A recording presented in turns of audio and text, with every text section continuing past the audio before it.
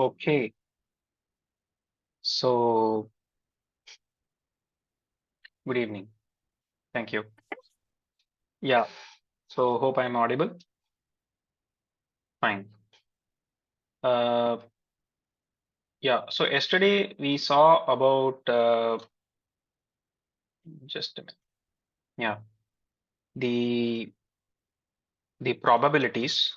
So that is basically the author finally concluded that each and every candle, every pattern is actually random, and if everything is so random, uh, it is naturally unrealistic to be very, what is it called, definite that our trade will go in successfully. So the author is telling that any trade you take, there is always, it might fail, and as a result, it is always expected that you have to keep your loss and you have to accept the loss. So, and author also says that but our expectations are unreal. We have unrealistic expectations, and that's why we are so definite that we'll always be correct.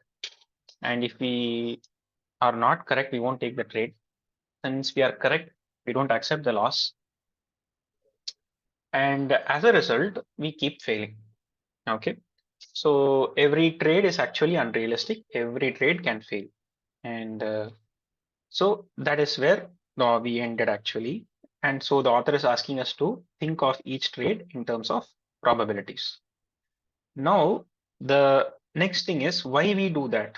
Why we have such kind of weird behavior. It's because of our expectations. What is our expectations? Our expectations is that each of the trade should will always be successful. We expect that we will always win. That is where. So how to manage these expectations? So that is what author is going to tell. That's what we'll see today. The potential damage caused by holding unrealistic expectations comes from how it affects the way we perceive information. Expectations are mental representations of what some future moment will look, sound, taste, smell, or feel like. Expectations come from what we know. This makes sense because we can't expect something that we have no knowledge or awareness of. Just a minute.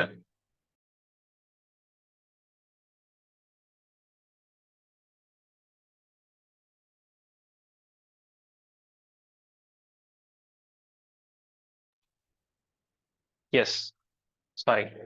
So this makes sense because we cannot expect something that we have no knowledge or awareness of. What we know is synonymous with what we have learned to believe about the ways in which the external environment can express itself. What we believe is our own personal version of the truth. When we expect something, we are projecting out into the future what we believe to be true.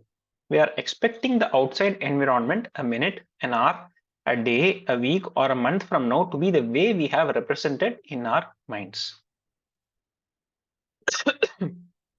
So here the author is trying to tell about expectations. It's more again philosophical. Expectations, we have some mental representation of how the future should be, right? And as a result, what is happening? We expect this is how it should be, and this is something from whatever we see, whatever we perceive, whatever we feel. We might have seen somebody getting, successful, somebody showing they were successful or something like that, and we expect that we also should have the same thing. And this is what our expectation is, right? And we have to be careful about what we project out into the future because nothing else has the potential to create more unhappiness and emotional misery than an unfulfilled expectation. So, as they say, right, expectation creates frustration, right? So, you are frustrated because you have some expectations, and if it does not match, then obviously we end up in frustration. So, that is what the author is telling. You have to be very careful on what you are expecting. When things happen exactly as you expect them to, how you feel?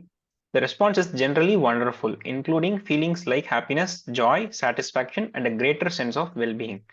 Unless, of course, you are expecting something dreadful and it manifested itself. So obviously, we want something, we expect something, and if it happens, if it is something good, we'll feel fantastic. And if we expect some bad thing happens, and if it happens, then also we'll feel very bad, right? Conversely, how do you feel when your expectations are not fulfilled? The universal response is emotional pain. So it's like, if you expect something good and if it happens, you'll feel good. If you expect something bad and if it happens, you'll feel bad. If you expect something good and if it does not happen, then also we'll feel emotional pain. Uh, Everyone experiences some degree of anger, resentment, despair, regret, disappointment, dissatisfaction, or betrayal when the environment doesn't turn out to be exactly as we expected it to be, unless, of course, we are completely surprised by something much better than we imagined. Yeah. So, obviously, if it does not happen the way, we get all these kind of emotional pain feelings.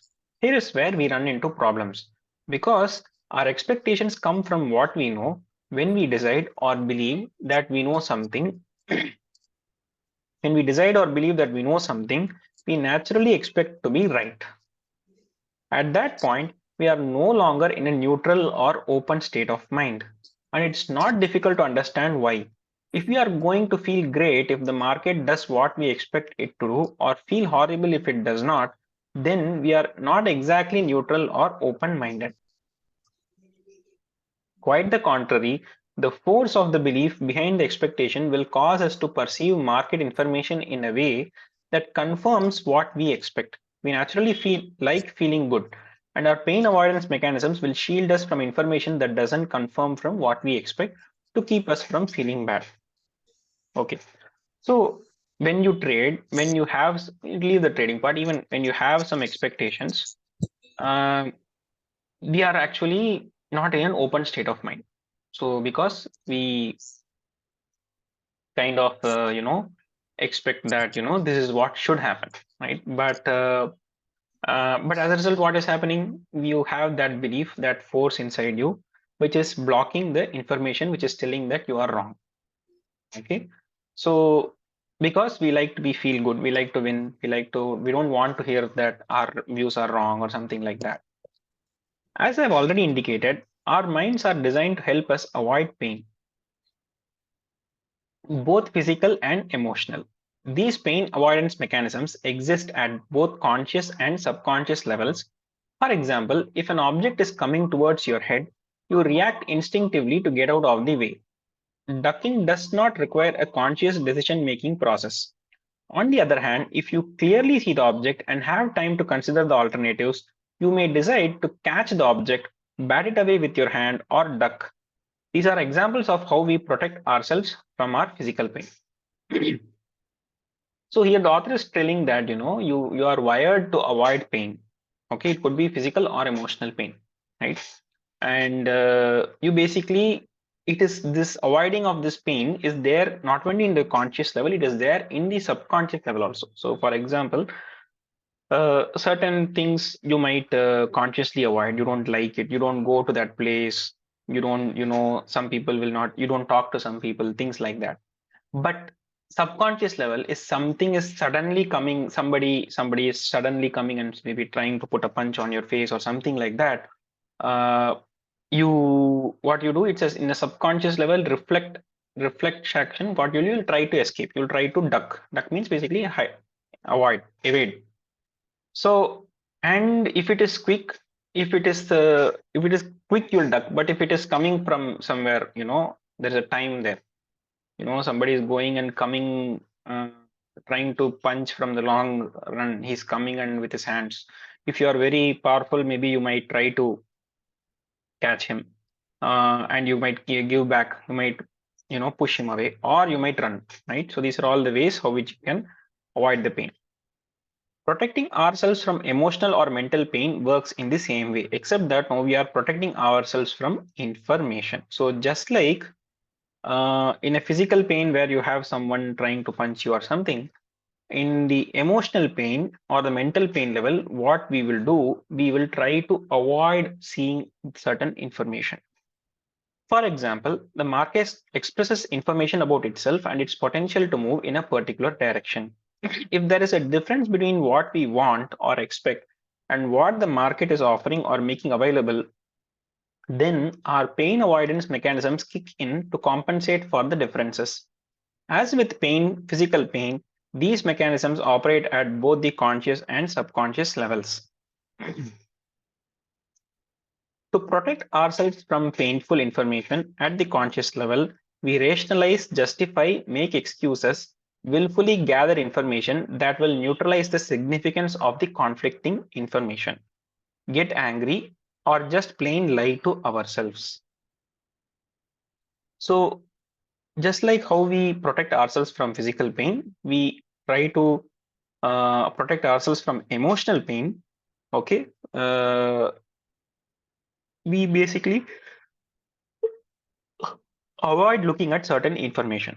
Okay, so market might tell it will go up, but you expect it should go down, or market might go down, you expect it should go up, something like that. Okay, so or you will simply lie to yourself, it will, it will go up, it will go up, or it will go down, it will take the direction which you want. At the subconscious level, the pain avoidance process is much more subtle and mysterious. At this level, our minds may block our ability to see other alternatives, even though in other circumstances we would be able to perceive them. Now, because they are in conflict with what we want or expect, our pain avoidance mechanisms can make them disappear. To illustrate this phenomenon, the best example is one I have already given you. We are in a trade where the market is moving against us. In fact, the market has established a trend in the opposite direction to what we want or expect. Ordinarily, would not have any problem identifying or perceiving this pattern if it were not for the fact that the market was moving against our position. But the pattern loses its significance because we find it too painful to acknowledge.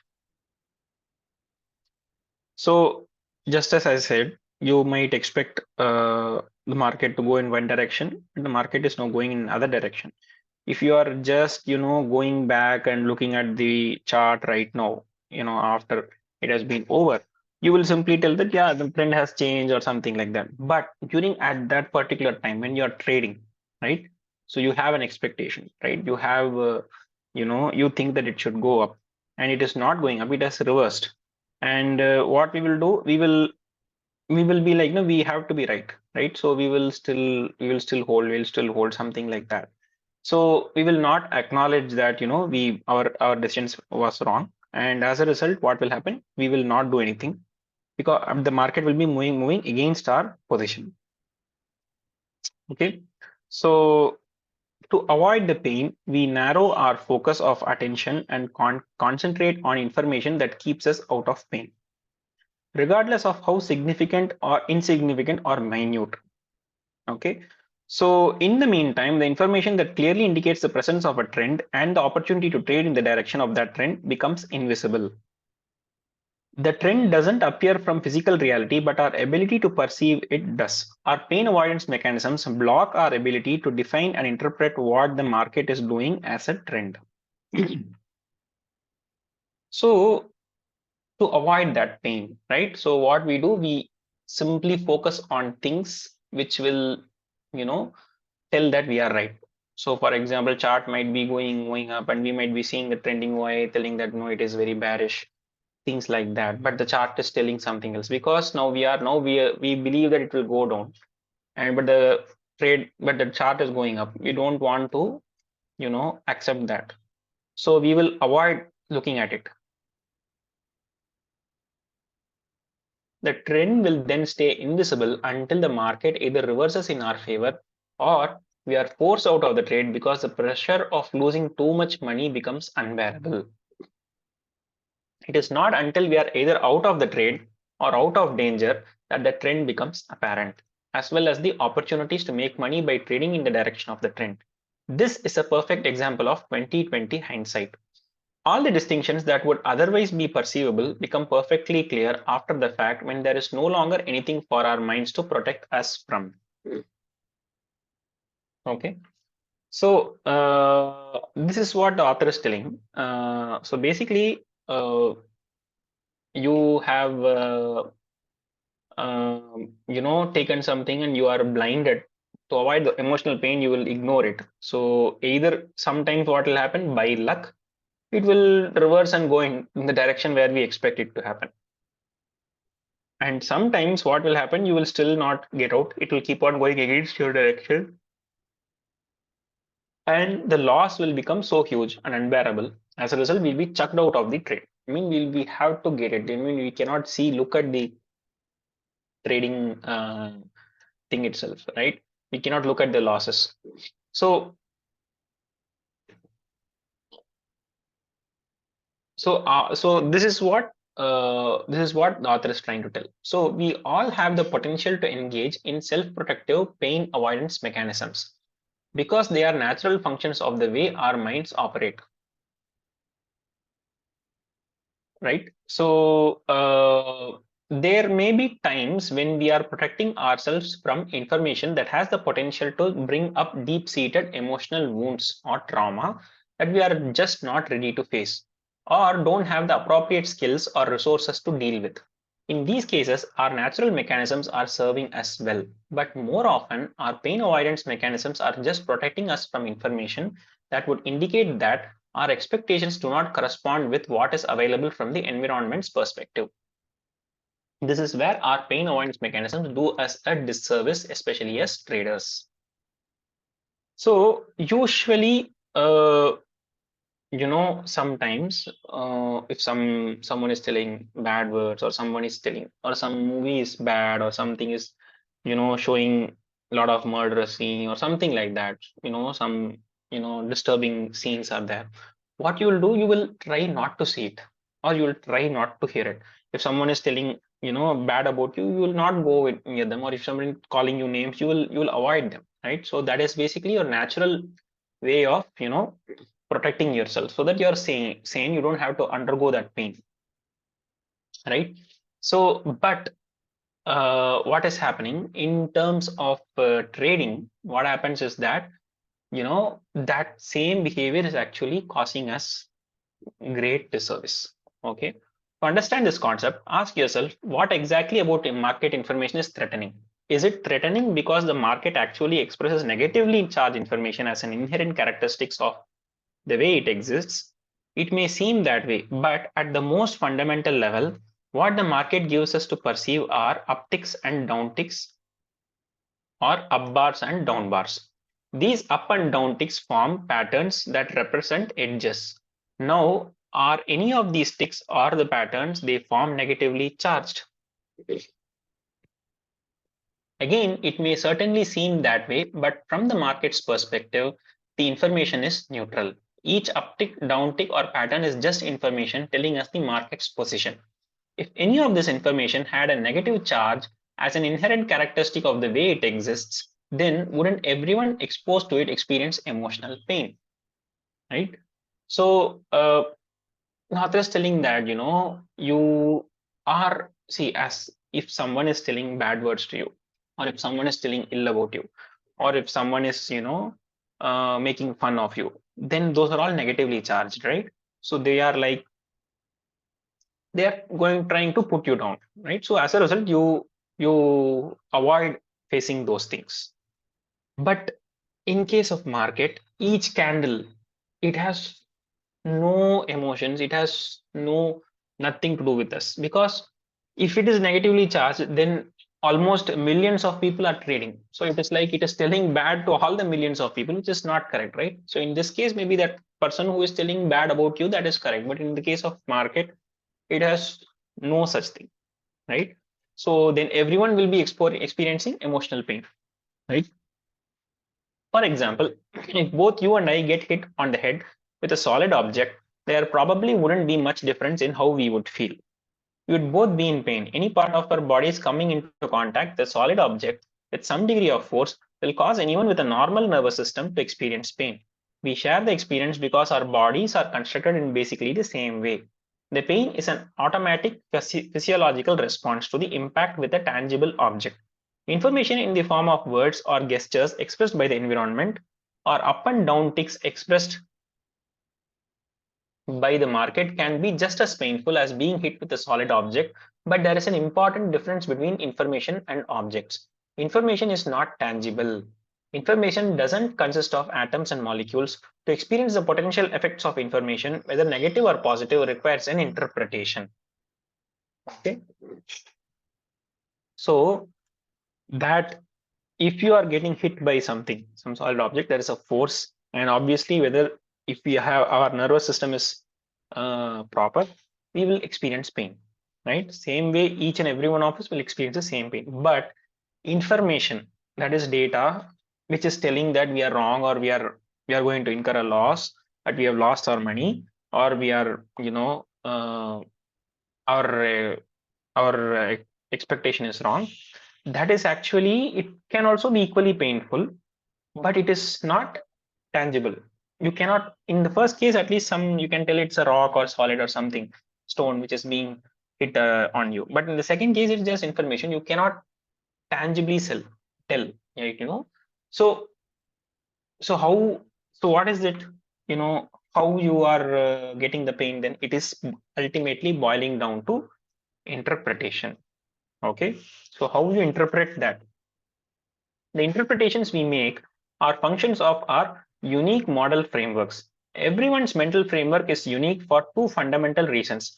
First, all of us were born with different genetically encoded behavior and personality characteristics that cause us to have different needs from one another.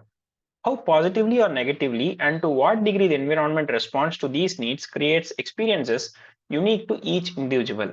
Second, everyone is exposed to a variety of environmental forces. Some of these forces are similar from one individual to the next, but none are exactly the same.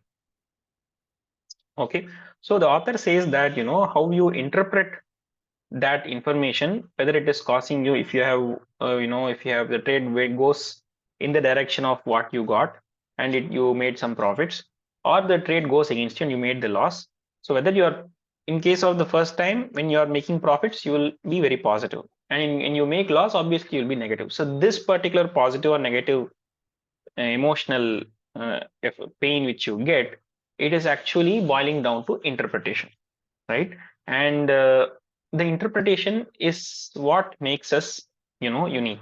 So first of all, each and every one of us, how we interpret that particular loss or profit, it is actually unique, right? And the other one is, it also boils down to the environment. So for example, if you are a poor person, losing a small amount of money itself will be very painful. But if you're a very rich person, losing a small amount of money might not make a sense, right? So the pain, uh, for example, if you're making some 10,000, 20,000 a month, and you're coming into options and you lose some 120, 500,000 rupees, it will be huge.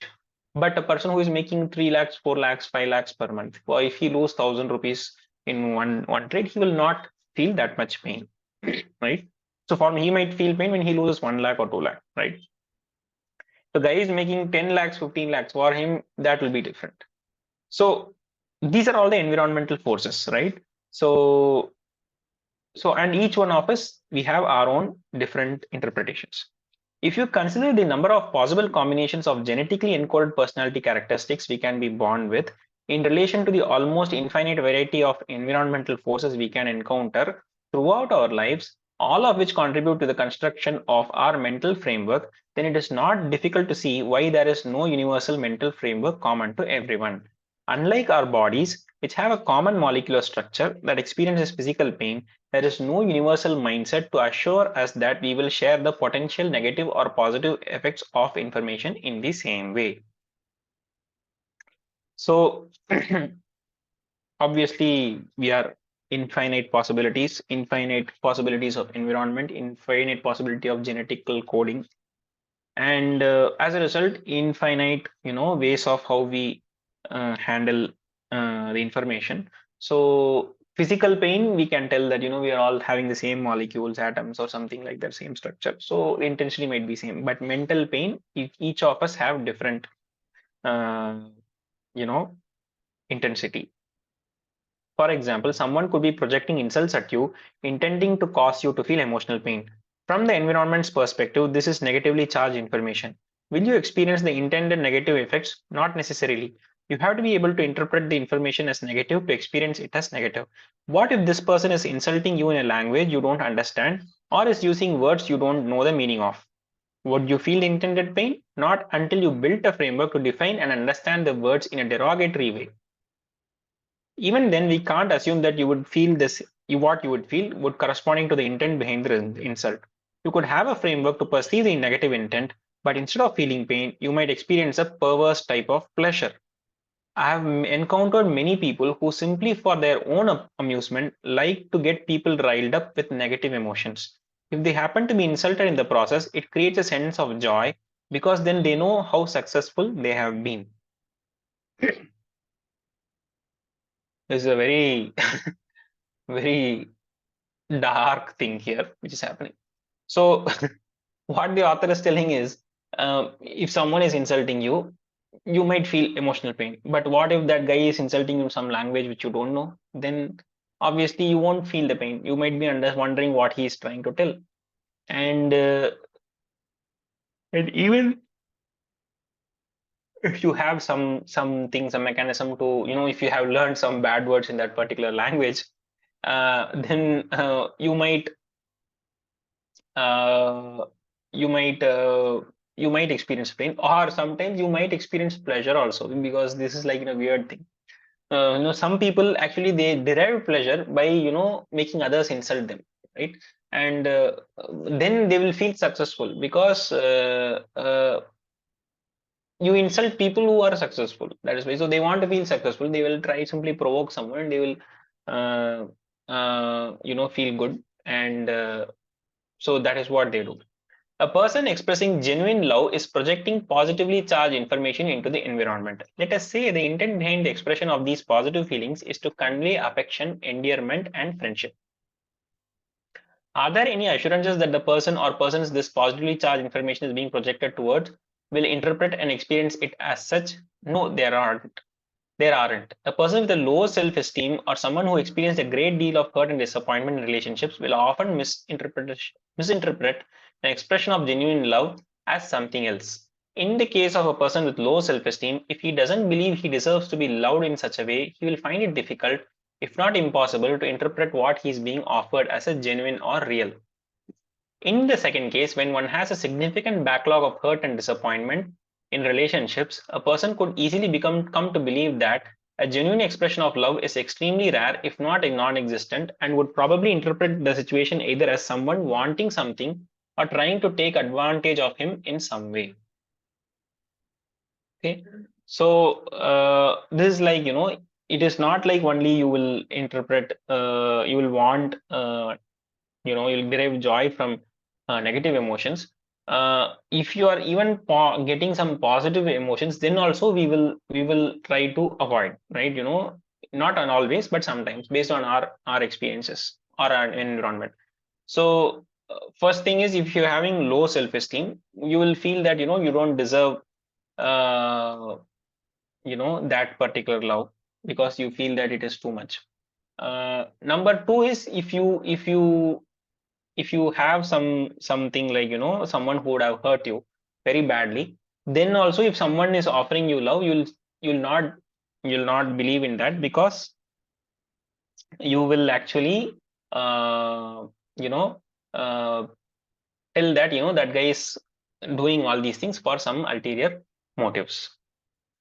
I am sure that I don't have to go on and on citing examples of all the possible ways there are to misinterpret what someone is trying to communicate to us, or how what we express to someone can be misconstrued and experienced in ways completely unintended by us.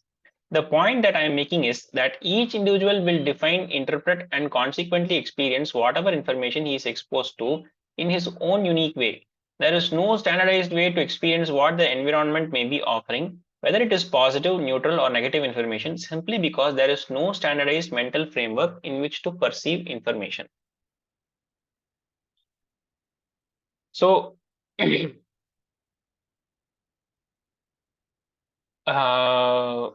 so how you will interpret this information, whether you might be in the good intentions, you might do something, but the other person will not interpret it properly.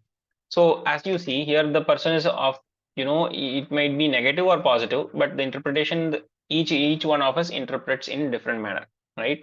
So, and the author says that there is no way how you can perceive that information, right? Now, as a traders, the market is offering something to perceive each moment, right? Just like how the same these two examples, the market is also giving information. Now we can expect, we can perceive it as positive or negative, right?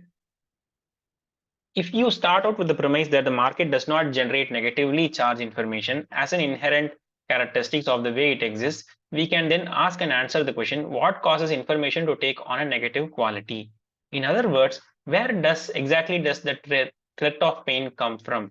If it is not coming from the market, then it has to be coming from the way we define and interpret the available information. Defining and interpreting information is a function of what we assume we know or what we believe to be true. If what we know or believe is in fact true, and we would not believe it if it weren't, then when we project our beliefs into some future moment as an expectation, we naturally expect to be right. Right? So, in this thing, right, either the market is giving negative information or we are interpreting. And now we know that market is not giving any negative or positive information, it's just giving information. So what is happening? We are only interpreting the information as positive or negative. Okay. And we have some belief in the future, and we expect it to behave that way. We expect that we have believed it should be right, and that is what is happening. We are projecting that, and we are expecting market to give that information. When we expect to be right, any information that doesn't confirm our version of the truth automatically becomes threatening. Any information that has the potential to be threatening also has the potential to be blocked, distorted, or diminished in significance by our pain avoidance mechanisms. It is this particular characteristics of the way our minds function that can really do us a disservice.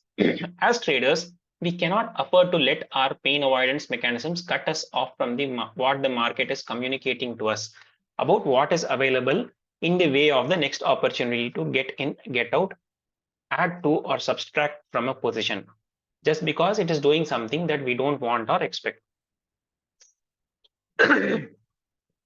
Okay, so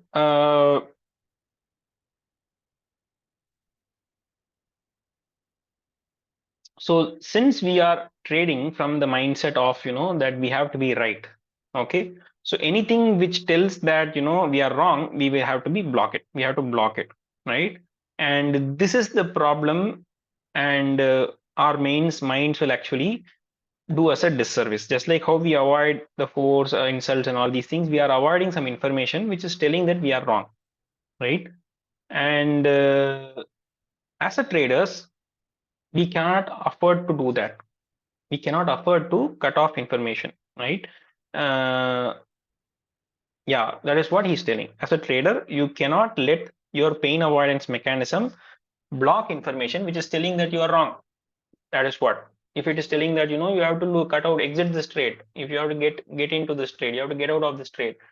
So this is what the author is trying to tell. For example, when you are watching a market, one you rarely if ever trade with no intention of doing anything, do any of the up and down ticks cause you to feel angry, disappointed, frustrated, disillusioned, or betrayed in any way? No. The reason is that there is nothing at stake. You are simply observing information that tells you where the market is at that moment.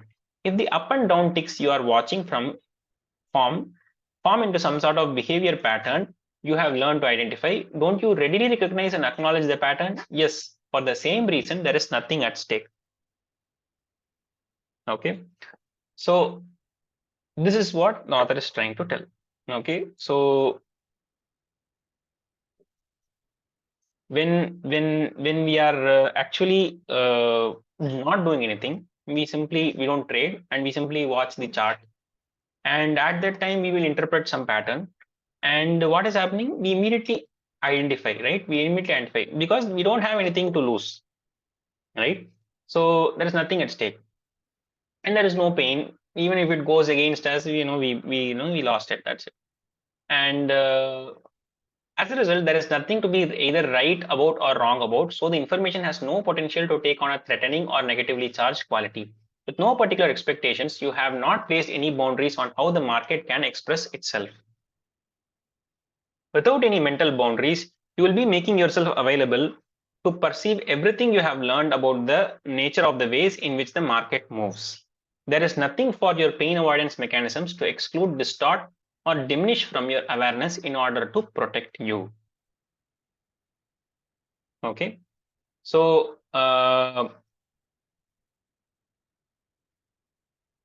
because we don't have any expectations, because there is nothing to lose, right?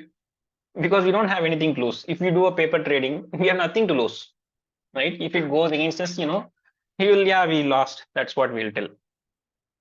Yeah. So we don't have to be right or wrong. Okay. So that is what author is telling. So that pain avoidance mechanism is not there, right? So that is why we do great when we might be doing great when we are doing paper trading, right? In my workshops, I always ask participants to resolve the following primary trading paradox. In what way does a trader have to learn how to be rigid and flexible at the same time? The answer is we have to be rigid in our rules and flexible in our expectations. Okay, it's a wonderful thing. We have to be rigid in our rules, but in the expectation, we have to be flexible.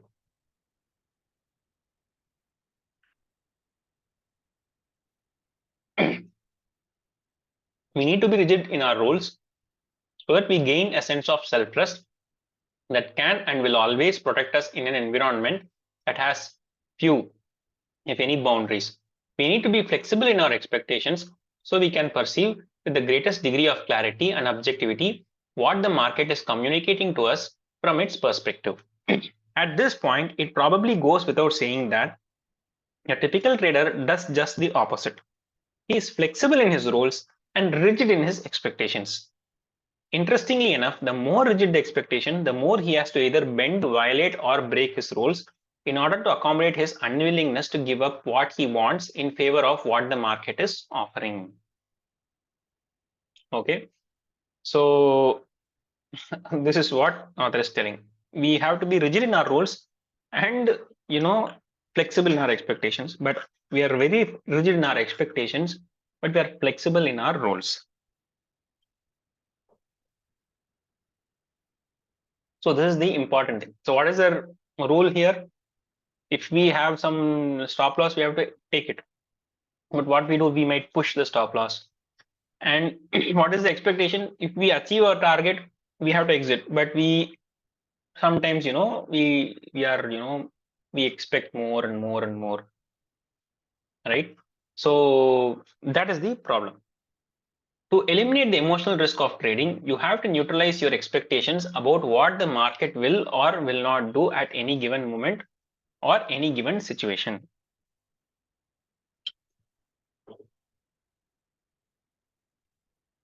You can do this by being willing to think from the market's perspective. Remember, the market is always communicating in probabilities. At the collective level, your edge may look perfect in every respect, but at the individual level, every trader who has the potential to act as a force on price movement can negate the positive outcome of that edge. Okay, so you might be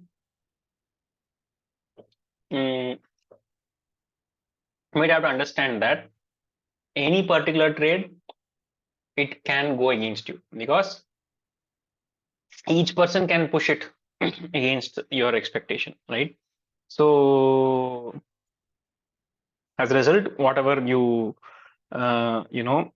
you have might be and it will actually it might fail. So you have to think in terms of probabilities because the market is always communicating in terms of probabilities. Probabilities It can happen, it cannot happen. It can be 50%, 50-50, right?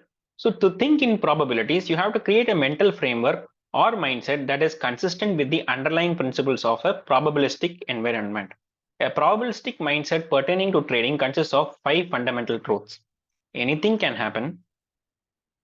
You don't need to know what is going to happen next in order to make money. There is random distribution between wins and losses for any given sets of variables that define an edge. An edge is nothing more than an indication of a higher probability of one thing happening over the other. Every moment in the market is unique. Okay, so anything can happen. Number one. Number two is you don't need to know what is going to happen next in order to make money. There is random distribution between wins and losses for any given sets of variables that define an edge. And yeah, so sorry. You can tell this is an edge. You have something, but you know whether how many wins or loss you will get, that is something which is random, right?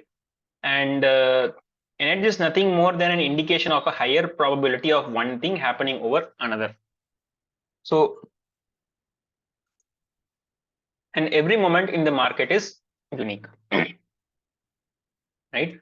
So basically you have one thing which happens over the other, the probability is more, that is the edge. And even though you have the edge, it can fail. Keep in mind that your potential to experience emotional pain comes from the way you define and interpret the information you are exposed to. When you adopt these 5 truths, your expectations will always be in line with the psychological realities of the market environment.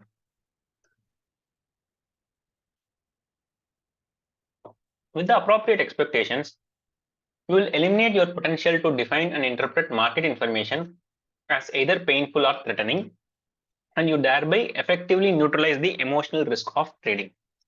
Okay, so when you adopt these 5 truths, what are the 5 truths? That is, anything can happen, and anything can happen. You don't know what is going to happen next in order to make money.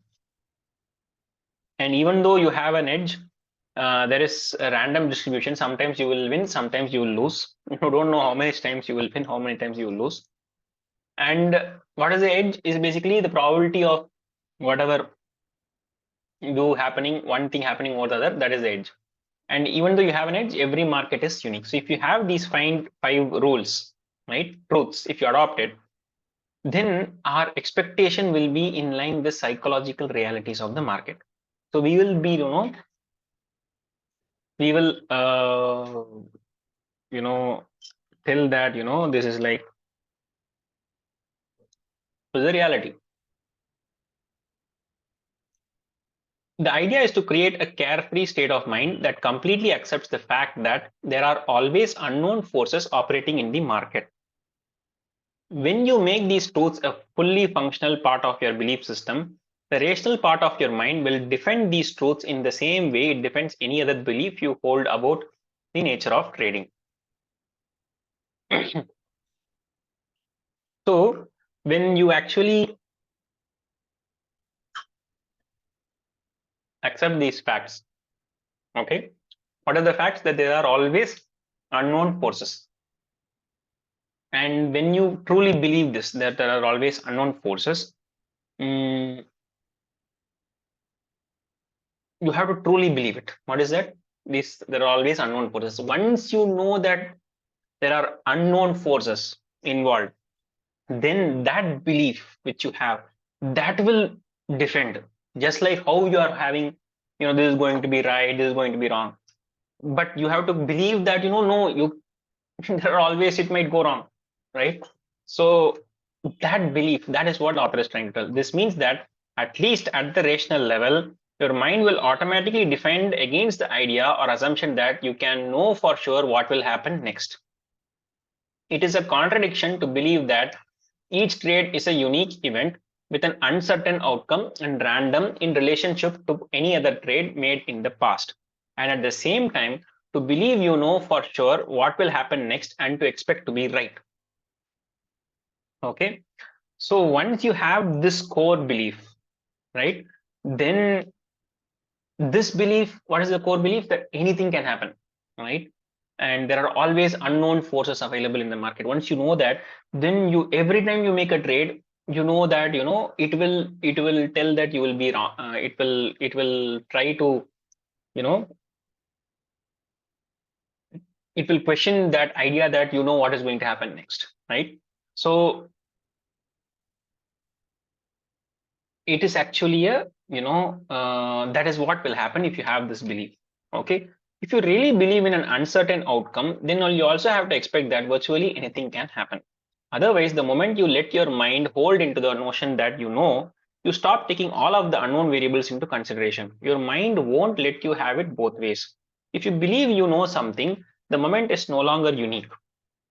If the moment is not unique, then everything is known or knowable. That is, there is nothing to know. However, the moment you stop factoring in what you don't or can't know about the situation, instead of being available to perceive what the market is offering, you make yourself susceptible to all of the typical trading errors. Okay, so here the author is trying to tell that if you know that every trade is actually going to be uncertain, right? Anything can happen. And if you don't do that, what will happen? You will ignore all the variables, you will block the information, right? So it's like, it is like your mind will happen is, it will try to, it cannot have both. You cannot simply be like, you can take all the information at the same time. You, what is it called? You know that everything can happen. Then it is like, it is no longer going to happen, right? Um, so if you do that, basically, if you basically stop thinking that, anything can happen at that particular point of time, you are basically going to start making errors, right?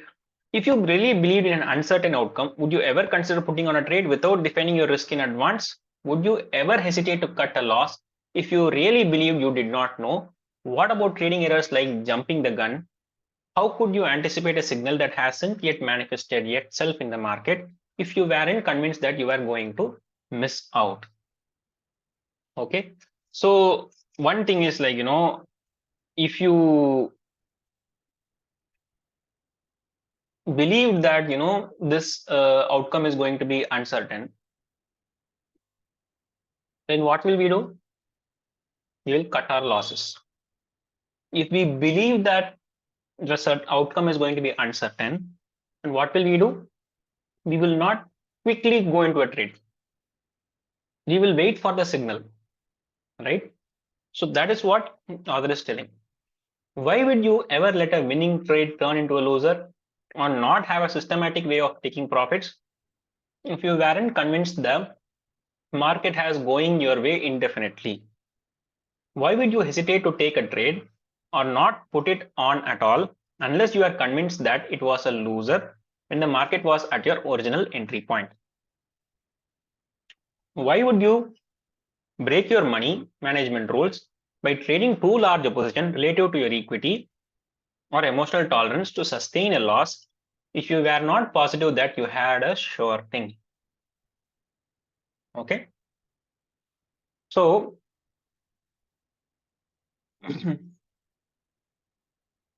if the market is not going in your direction, why are we still continuing the trade, right?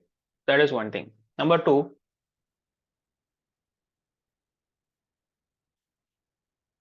two is, then why will not, unless you're convinced that it was a loser, in spite of that, it has crossed our expected line, but still we hesitate, right? And or why we take huge positions, right? Because we are not believing that every trade has an uncertain outcome, right? And if we believe that, then what will happen? We will keep on be very careful. We'll be very cautious. We know that it is wrong or something like that. Finally, if you really believed in a random distribution between wins and losses, would you ever feel betrayed by the market? If you flipped a coin and guessed right, you would not necessarily expect to be right on the next flip simply because you are right on the last. Nor would you expect to be wrong on the next flip if you are wrong on the last. Because you believe in a random distribution between the sequence of heads and tails, your expectations would be perfectly aligned with the reality of the situation. You would certainly like to be right, and if you were that, would be great. But if you were wrong, then you would not feel betrayed by the flip because you know and accept that there are unknown variables at work that affect the outcome. Unknown means not something your rational thinking process can take into consideration in advance of the flip, except to fully accept that you don't know. As a result, there is little, if any, potential to experience the kind of emotional pain that wells up when you feel betrayed. So here the author is telling that, uh, just like how you might keep flipping a coin and you might win or lose. And if you won, you'll feel okay. If you lose, also, you'll not feel bad because you know that each particular flipping coin has a 50-50 probability, right? You don't get a pain when you lost the coin flip, right? So that is what. But as a trader, what we are doing, we're doing the opposite. You're expecting a random outcome.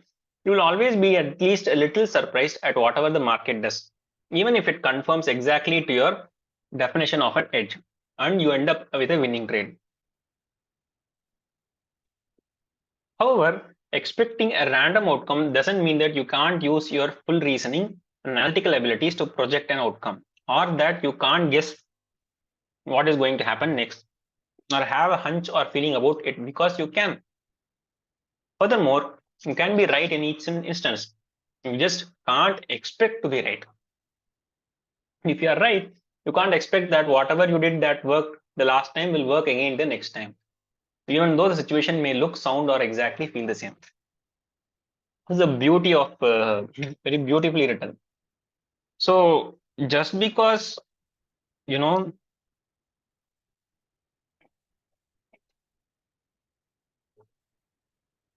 it is a random outcome, okay, doesn't mean that we should not use our analytical abilities and reasoning to project, to have a hunch what is going to happen. Okay, what the author is telling is you can be right in each instance, but you just cannot expect to be right.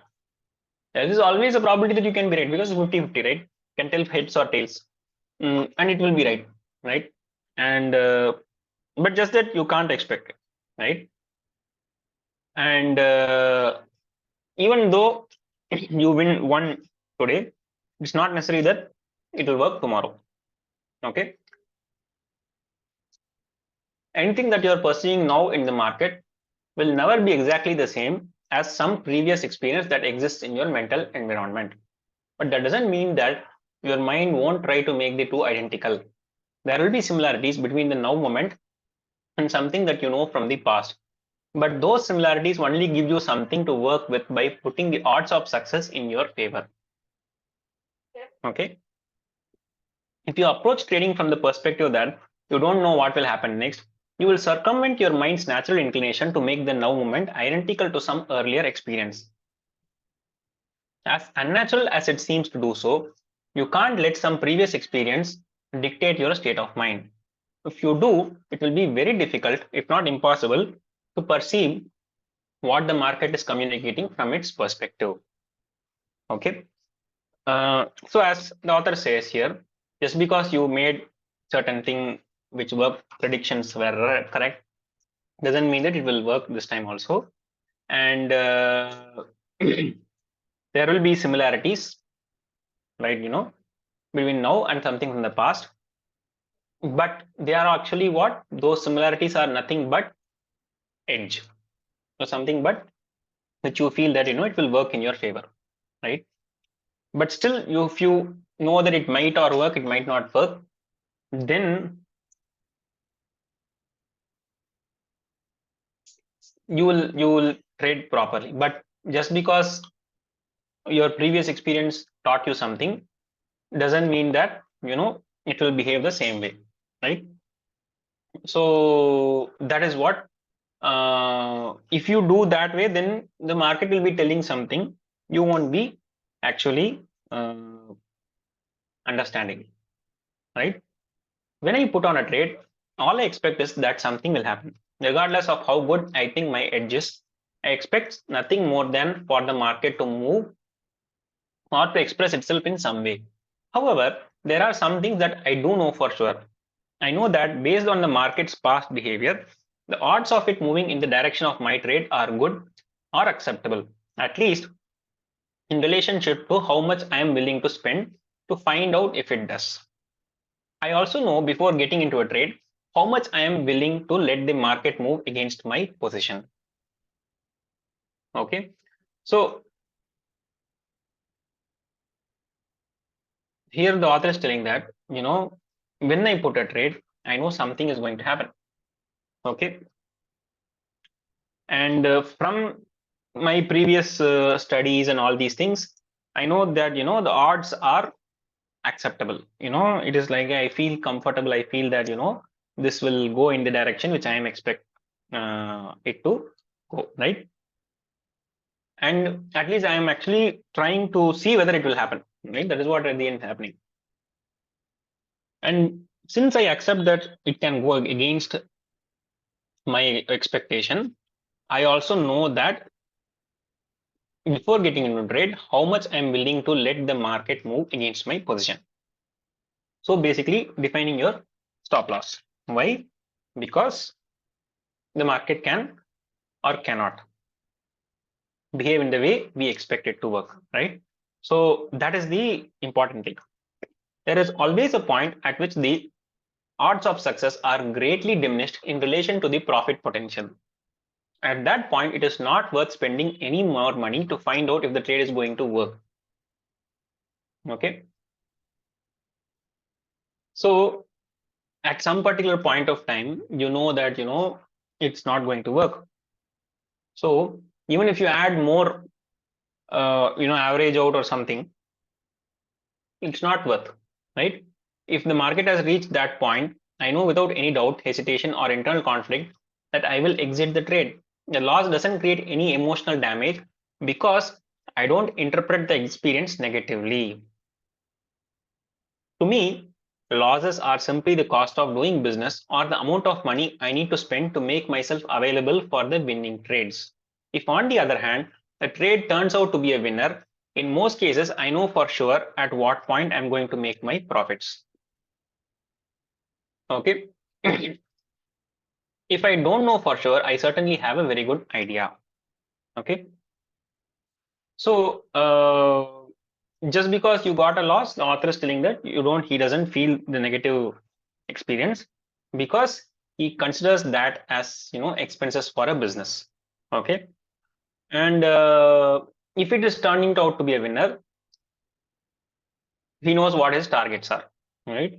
I don't know for sure. I certainly have a very good idea, right? Best traders are the now moment because there is no stress. There is no stress because there is nothing at risk other than the amount of money they are willing to spend on a trade. They are not trying to be right or trying to be avoid being wrong. Neither are they trying to prove anything. If and when the market tells them that their edges are not working or that is it's time to take profits, their minds do nothing to block this information. They completely accept what the market is offering them and they wait for the next edge. Okay. So you don't have to be right or wrong, or you don't have to prove anything also, right? But what happens? We come inside trading because we want to be right or wrong, or we want to prove to the world that we are a very successful trader or something like that. And as a result, what will happen? We will block some information, we'll incur raw losses. So if the trade goes in your direction, they'll accept it. Trade goes again their direction also, then also they accept it. Okay. So this is with this we end this particular chapter of you know thinking in terms of probability. So basically, if it is a probable game, so what you need to do, you need to uh, know that it can go in your direction or against in a direction. So if that is the case, it is it is foolish to think that every trade will win. And if it is going to be going in your against your direction, you have to understand how much you are ready to lose. You have to put your stop loss. And not only that, and you should be, even if it goes against you, you should basically think that that is it should not do anything. Okay, even if you win or lose, it should not do anything. So that is the it should not do anything to your mindset. Okay, if it is winning, it's good. If it is losing, it is just that is the cost of doing business. So every time you have to tell to yourself that how much you are ready to lose, right? And every time you have to take do the trade to see to it that it is give you have an edge in the probability, but still it might go against you. But that is the beauty of the successful traders. So with this, we end this particular chapter. We will go with the next chapter tomorrow. And if you guys have anything to tell, please feel free to. Else, we will end this particular reading session. Okay, then. Fine. So thank you. Thanks a lot for participating in this reading session. Much appreciated. We will continue this reading session tomorrow. Okay. Bye bye. Good night.